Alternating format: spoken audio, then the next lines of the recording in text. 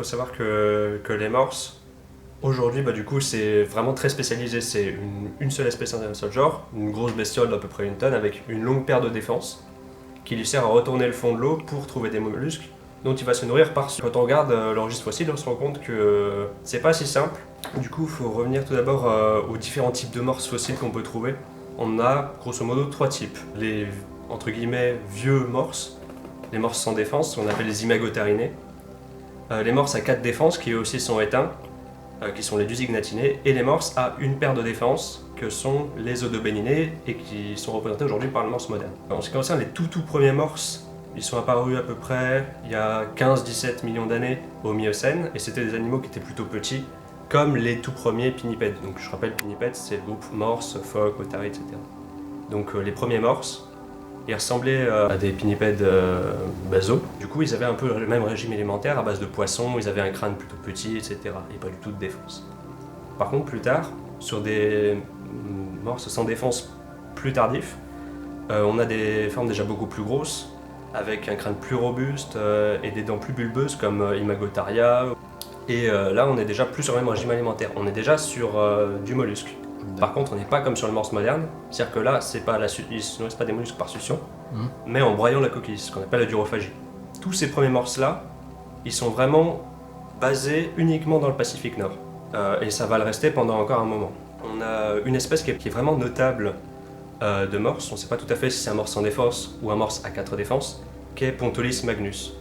Alors celui-là, c'est un morse avec un crâne de 60 cm de long, ce qui est plutôt pas mal, et avec une longueur totale qu'on estime à peu près 6 mètres, c'est-à-dire la taille d'un gros éléphant de mer aujourd'hui. Donc c'est le plus gros morse qu'on ait connu et un des plus gros pinnipèdes qui ait existé. Pour en venir aux morses à 4 défenses, les dusignatinés, on a 3 espèces avérées, c'est Gomphotaria pugnax, Dusignathus santacruzensis et Dusignathus seftoni, qui se répartissent sur la côte californienne, dans le Pacifique Nord, de la fin du Miocène au Pliocène. Et ceux-là, eux aussi, se nourrissent de mollusques en les broyant. Mais il y a évidemment une petite exception, qui est Dusignathus santacruzensis, puisque lui, il se nourrit pas du tout de mollusques, il chasse des poissons, et il a un crâne beaucoup plus frêle, avec de petites dents et pas du tout des dents bulbeuses comme ses proches parents.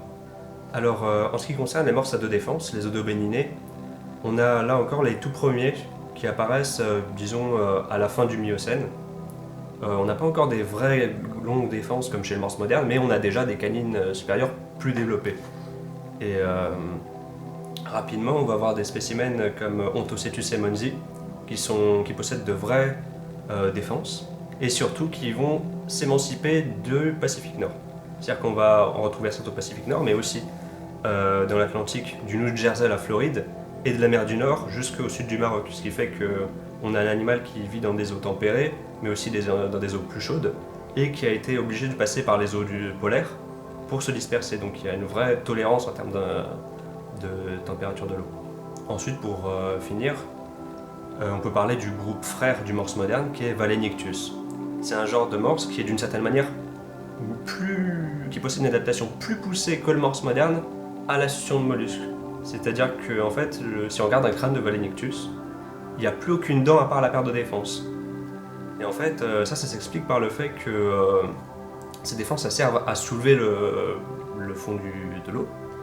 Et s'il se retrouvait avec de la vase au niveau des dents, il pourrait avoir de gros abcès dentaires. C'est un peu la même chose qu'on a chez les fourmiliers avec la perte de dents. C'est-à-dire qu'ils chopent des fourmis avec leur langue, ils chopent aussi beaucoup de terre, et s'ils avaient des dents, ça leur créerait des abcès énormes. Du coup, c'est beaucoup plus avantageux de ne pas avoir de dents du tout. Et il y a une autre particularité chez Valenictus, c'est que c'est une bestiole qu'on a trouvée en Californie et en Basse-Californie. Et qu'à l'époque où il vivait, on suppose que le golfe de Californie était fermé et que ça faisait une étendue d'eau hyper saline, donc très dense en sel, très riche en sel et donc beaucoup plus dense et beaucoup plus difficile de s'y enfoncer comme dans la mer Morte par exemple. Et chez Valenictus, on observe ce qu'on appelle une pachyostéosclérose, c'est-à-dire que son os est très épais et beaucoup plus dense. On a émis l'éventualité qu'il pouvait céder de cette densité osseuse pour plonger dans ces eaux hyper salines.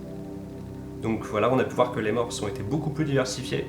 Les tout premiers morses vivaient donc au même endroit et au même moment que les premières otaries et d'autres groupes éteints de pinnipèdes. Et ils se sont rapidement diversifiés dans plusieurs groupes, notamment des morses énormes, des morses à 4 défenses et les morses à 2 défenses qu'on connaît aujourd'hui. Dont les tout derniers, vraiment, sont uniquement dans le genre Odobenus, adaptés à la vie dans l'Arctique.